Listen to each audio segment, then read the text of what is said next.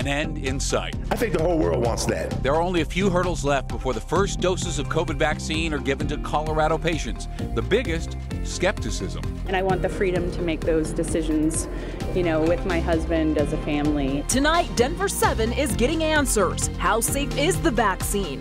What are the side effects? And how will state leaders convince the people who can't be convinced? The repercussions behind it is what we're very leery of. The Pfizer vaccine has been recommended by a majority of an FDA advisory panel. It is now on track to be authorized for use in just the next few days, maybe even hours. And it can't come fast enough. We passed 3,000 coronavirus deaths in Colorado today. State leaders added another 72 deaths to the count here in our state. And there will be a rush to make sure everyone gets the vaccine, and it's going to be a team effort. Most shipments of the vaccine will arrive at DIA, and then from there, couriers will take them to one of 8 regional storage facilities, which are equipped with huge freezers to keep it super cold. We're talking about 100 degrees below zero. The vaccine must stay that cold, and then once it goes into a regular refrigerator, you have to give it to a patient within 5 days. And we know there are many people waiting on the vaccines right now. Denver7's Russell Haythorne launches our team coverage tonight. Hey, Russell, the first wave will be in Colorado this weekend, and then what? Well, then it gets interesting, Jessica. Then it's a race to get people vaccinated. Those healthcare workers will be first. Many of them will be vaccinated next week. And then after them, it's the most vulnerable populations, the elderly, as we've talked about. We have some video to show you. Thousands of doses of Pfizer's vaccine are expected to arrive in Colorado just 2 days from now. This Saturday, the state has ordered nearly 47,000 initial doses, and then it will get many more doses than that in the coming weeks. Those doses will be given again to nurses, doctors, and those on the front lines. A vaccine like this would normally take about 7 years to develop.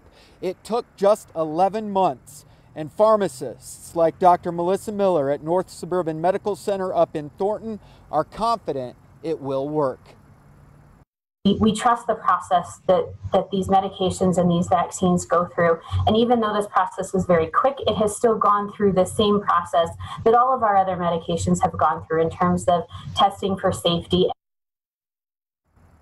This will be a 2-shot process. So with Pfizer's vaccine, you'll get the first shot, you'll wait 21 days, and then you'll get the second shot. With Moderna's vaccine, you'll get the first shot, and then you'll wait 28 days and you'll get the second shot. Both of these have proven to be about 95% effective in clinical trials. We're live tonight at CDPHE's building. Russell Haythorne, back to you guys. Thank you, Russell. At least 2 Colorado companies have important roles in the vaccine manufacturing process. Marathon Medical Corporation in Aurora is supplying syringes and needles for mass vaccinations. And Corden Pharma, which is based in Boulder, is producing lipids, one of the most important parts of the Moderna vaccine. The use of the lipid is to encapsulate or surround the messenger RNA. And what it does is it kind of protects the messenger RNA and then enables it to get into the cell where it starts doing its work to make the antibodies. Corden Pharma says it's glad to work on the #1 healthcare issue facing the globe right now. 1,659 people with a virus or virus symptoms in Colorado hospitals tonight. Now, it's high, but that's the lowest number since before Thanksgiving. State leaders said today we may end up seeing the end of the impact from the holiday weekend. Now, the drop in hospitalizations could be tied to level red orders in most Colorado counties right now. More than 4,600 new cases of the virus reported in Colorado today, and we could break 300,000 by this time next week.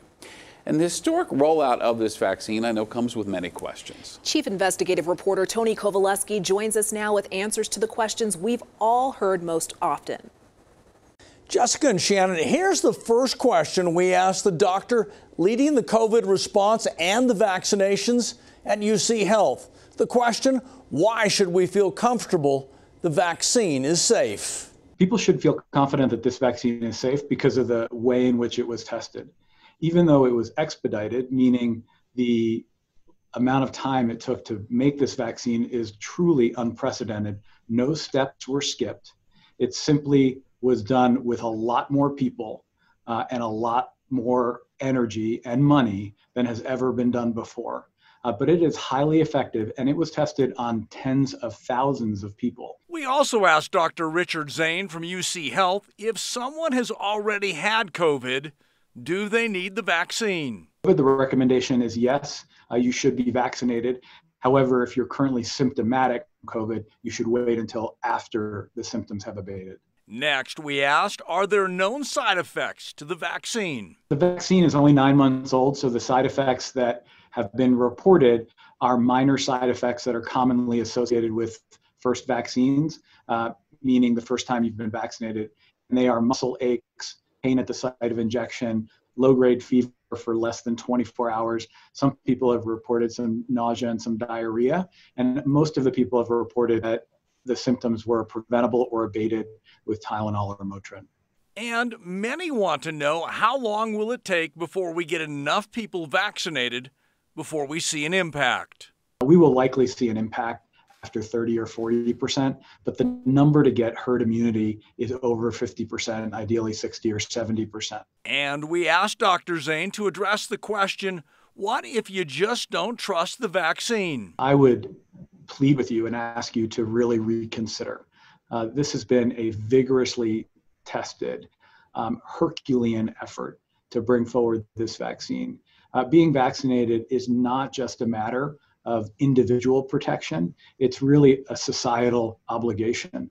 We have an obligation to do our part to end this pandemic, and part of that is getting vaccinated. And finally, we asked the UC Health doctor if he will take the vaccine and would he recommend it to his family and loved ones. I will get the vaccine as soon as it's offered to me, and everyone in my family who is over the age of 18 will get vaccinated as well when it becomes available to them. That says you believe it's safe.